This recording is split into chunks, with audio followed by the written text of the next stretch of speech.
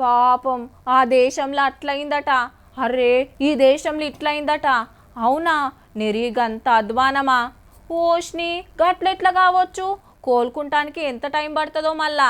బాగైంది అలా గట్లనే కావాలి అని ఎన్నో దేశాల గురించి అంటుంటే ఇంటుంటాం.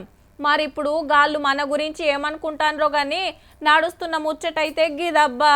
దేశం చాలా క్లిష్ట పరిస్థితుల్లో ఉంది అనే సినిమా డైలాగ్ కరెక్ట్ సూట్ అవుతున్నది. ఇప్పుడు డీజిల్ పెట్రోల్ పిరమాయే, ప్రధానమంత్రి సీఎంల కాలరు తక్కువాయే, బండ్లు దియద్దంటున్నారు, బస్సులు వమ్మంటున్నారు, ట్రాన్స్పోర్ట్ కిరాయిలు పెరుగుతాయి, ప్రతొక్క సరుకు సౌదాలు మీదికి పోతాయి, కొనుడు కష్టమైతుంది, తినుడు తిప్పలైతుంది.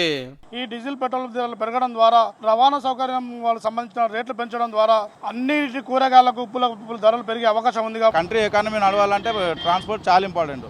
డీజిల్ మీద వేస్తే అన్ని ధరలు పెరుగుతాయి, సామాన్య ప్రజలకు చాలా ఇబ్బంది. రవాణా మీద పడతా ఉంది, ఆటోల మీద పడతా ఉంది, బస్సుల మీద పడతా ఉన్నది, రైళ్ల మీద కూడా రానున్న రోజుల్లో పడే అవకాశాలు. సిఎన్జి లేని పరిస్థితి కూడా ఈ రోజులు కొరత ఈ మధ్యలో చూసిండ్రు. ఆల్రెడీ 1,00,000 పెట్టి కొన్నాం, ఇప్పుడు దీన్ని ఏం చేయాలి? ఎలక్ట్రిక్ బైక్ తీసుకోవాలంటే ఒంటారాల రేట్ల మంట పుట్టింది, గ్యాస్ ధరలు ఉడుకుతున్నాయి, కట్టెల పొయ్యిలు మళ్ళా వచ్చినాయి, మంచి నూనె రేటు మసల పట్టే, పాల పాకెట్ పిరమాయే, చక్కెర చేదాయే, పంపుడు బందాయే, యూరియా తగ్గియాలంట, వెనకటి పద్ధతులలో వ్యవసాయం చేయాలన్నట, చేతిలో పైసలున్నా బంగారం కొనద్దట, బయట దేశాలు చూస్తానికి పోవద్దట, దూరం పోయి పెళ్లిళ్ళు చేసుడు ఆపాలే, దావతుల ఖర్చు తగ్గించాలి, కొద్దు ప్రధానమంత్రి సారే పొదుపు సూత్రాలు చెప్పబట్టే, ప్రతొక్కరు పాటియాలని పబ్లిసిటీ ఏవట్టే, అట్లయితేనే దేశభక్తి ఉన్నట్టానే.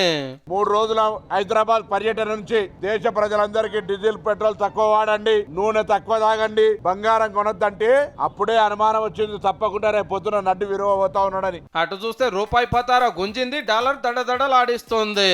ఏరే దేశాలకెళ్ళి మన కొనాలంటే మన డాలర్లు కట్టాలన్నాయే, $1 96 రూపాయలకు మీద పడుతుంది. మళ్ళా ఈ రూపాయి చూస్తుంటే జప్పునే సెంచరీ కొట్టేటట్టు ఉంది. దేశ ఆర్థిక వ్యవస్థ రక్షించడం కోసం, మన ఇండియన్ కరెన్సీ రూపాయి పతనం కాకుండా చూసుకోవడం కోసం పెట్రోలం అవసరమైతేనే వాడండి. ఎన్నర్లేంది దేశంలో గిసొంటి పరిస్థితి ఎందుకు మోపైందో గానీ రేపు ఇంకెట్లుంటుందో తెలియకుంటుంది. కానీ మనం ఏం తినాలనో, ఏం కొనాలనో, ఏడుకోవాలనో, ఏడుకోవద్దో, పెండెట్లా వేసుకోవాలనో, ఒంచెట్లు వండుకోవాలనో ఏరేటోళ్ళు చెప్పే కాడికి వచ్చిందంటే వికసిత భారత్ వికసిస్తున్నట్టే పో.